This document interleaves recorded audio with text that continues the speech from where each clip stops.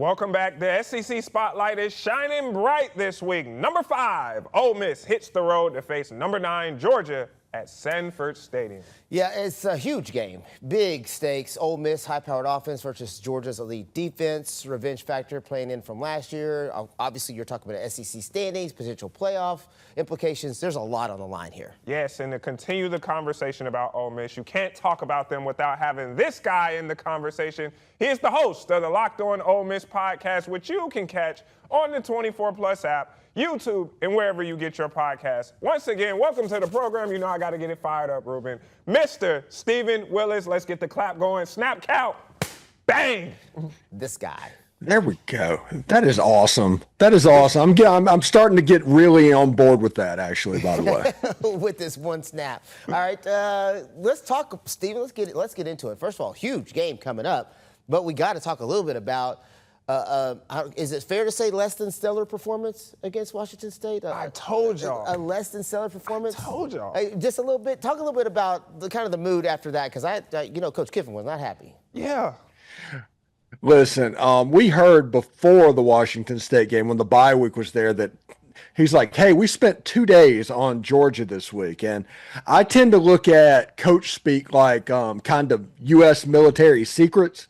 What you know about is about 20% of what's actually there.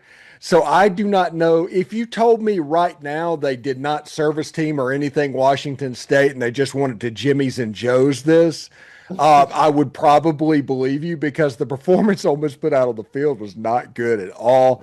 Yeah. But I think the mistake would be trying to transitive property, put that into the Georgia game any more than it would be is like, hey, whether they played like this against LSU and then they did this against Washington State, it just doesn't really work that way. The issue that is going to be really happening this week is the fact that Trinidad Chambliss is likely going to be making his first road start in front of 90,000 people, a stripe out in Athens, Georgia, in the game of the week with College Game Day. I mean, that is prime freak-out material right there. I mean, it would not surprise anybody if a quarterback from Ferris State kind of buckles under that kind of pressure. So I don't know that Ole Miss played bad to where the vibes are down, because the vibes are, of course, going to be down in Oxford, Mississippi after that Washington State game, because fans are extremely emotional, and they take one data point and stretch that into infinity. But I don't think that's actually the case inside the building, if that makes sense. I think they're pretty excited. The moment they got College Game Day, they immediately flipped over to Georgia, and they're going to be ready to go, I think. So I think looking at that Washington State game, the fact that if you talk to anybody after that game, you would have thought they lost because of how dejected and upset they were. To me, I like that, because now that lets me know they're going to be a little bit more locked in against Georgia.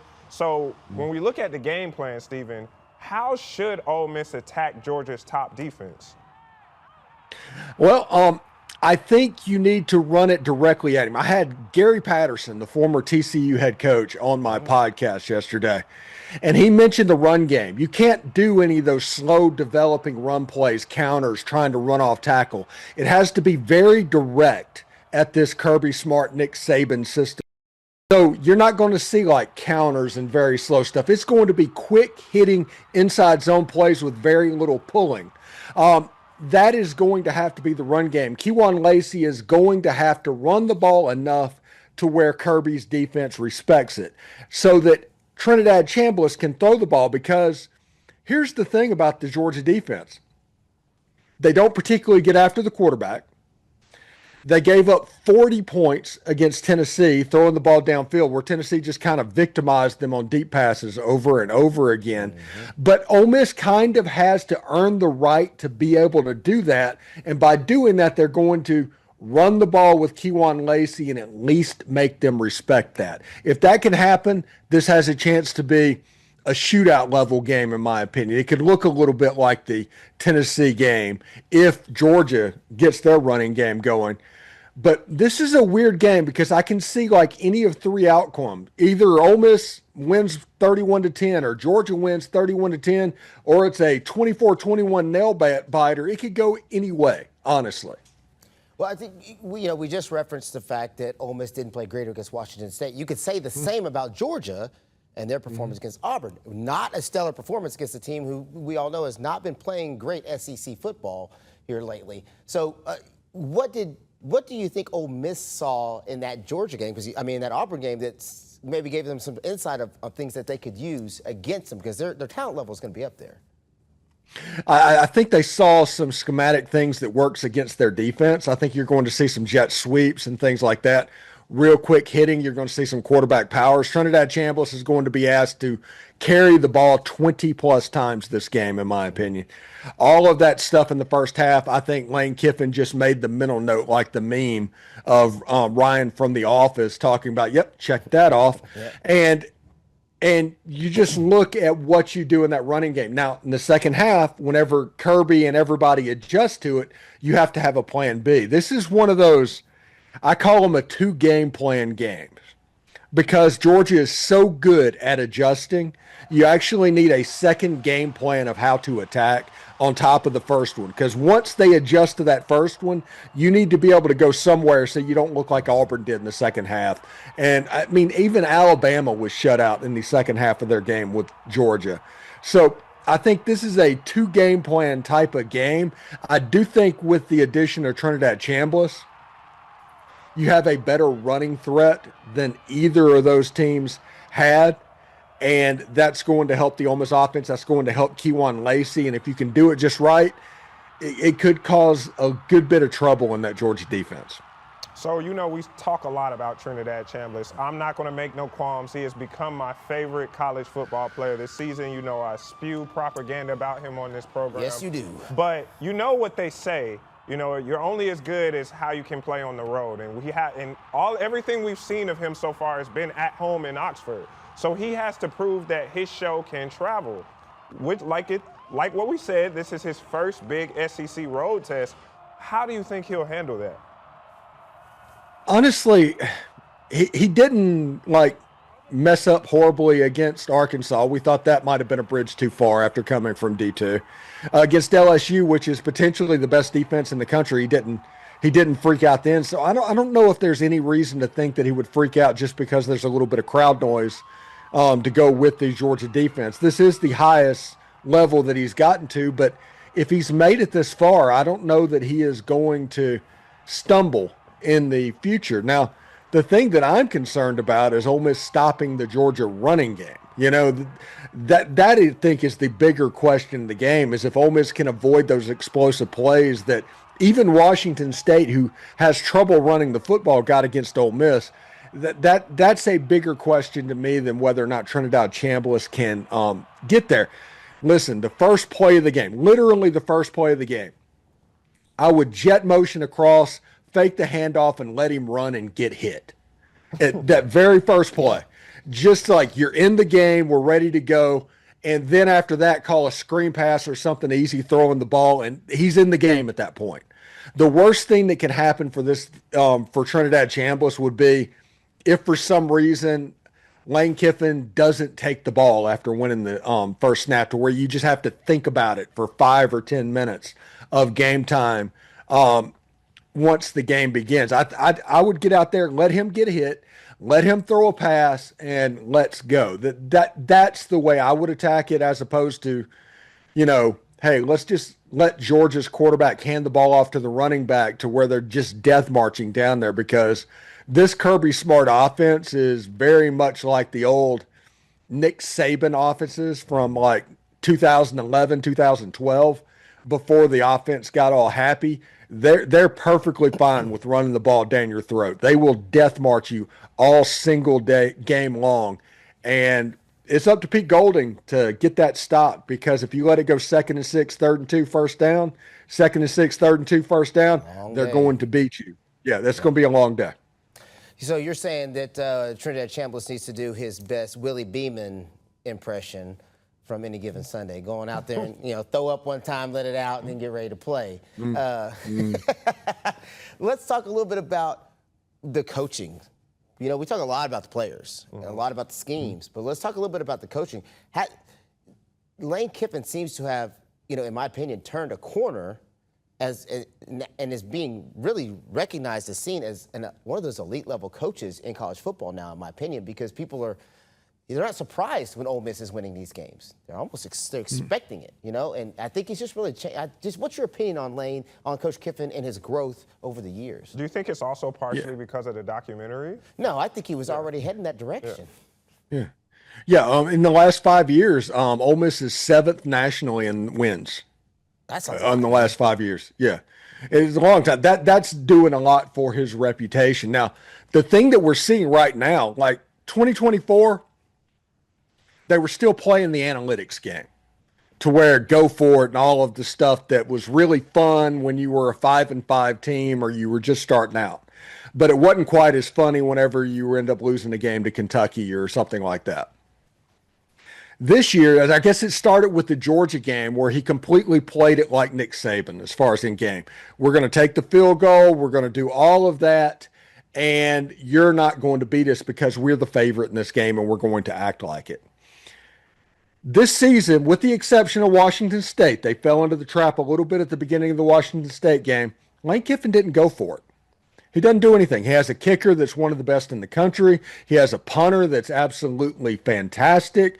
They win special teams. They play field position, all of that with a quarterback that can game manage a little bit. I know that game manager is a dirty word whenever describing a quarterback, but when you look at the stat sheet, Ole Miss is at best when each receiver gets 3 or 4 catches in a ball game and it's about 7 or 8 deep. Not whenever one receiver gets 12 catches and it's only 4 deep. And Trinidad Chambliss and all of that, that is all part of the maturity, in my opinion, of Lane Kiffin. And the reason why, honestly, 2 years ago, if it was 2013 again, this game in Sanford Stadium would scare the heck out of me. It would almost feel like a no-win type situation because you know that we were going to see self-destruction happen. I don't think that is the case anymore. Now, this game is the one game this season that Lane Kiffin gets to play the us versus the world and the underdog card, which is weird for a top 5 team, but it exists.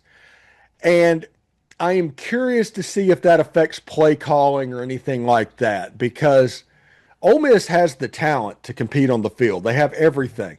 The only thing that they have to worry about is self-destructing. And in an environment like that, a couple of early turnovers, maybe going for it in your own territory, giving Gunnar Stockton a short field, and next thing you know, it's 2023. We'll see what happens this year, but I'm feeling pretty good about Lane Kiffin over the journey that he's made over about the last year or so to becoming what he is. The evolution of him as a head coach is pretty interesting. So we talked about the history, and you know me, I love narratives. And we talked about it earlier this year when it was Ole Miss Kentucky. So we got to look at last year. And do you think last year Georgia losing to Ole Miss, does that motivate or fuel Georgia? Or on the flip side, does it motivate Ole Miss to go out and prove that it wasn't a fluke, that it was so nice, we can do it twice?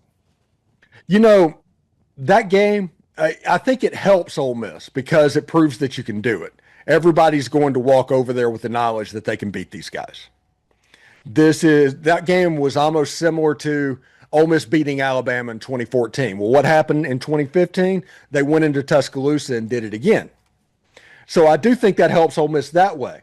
Now, I think Kirby Smart has just enough OCD that he did the same thing that Lane Kiffin did a year ago and put extra time into the Ole Miss game plan. So there's going to be wrinkles and things that pop up that maybe Pete Golding and Lane Kiffin aren't expecting.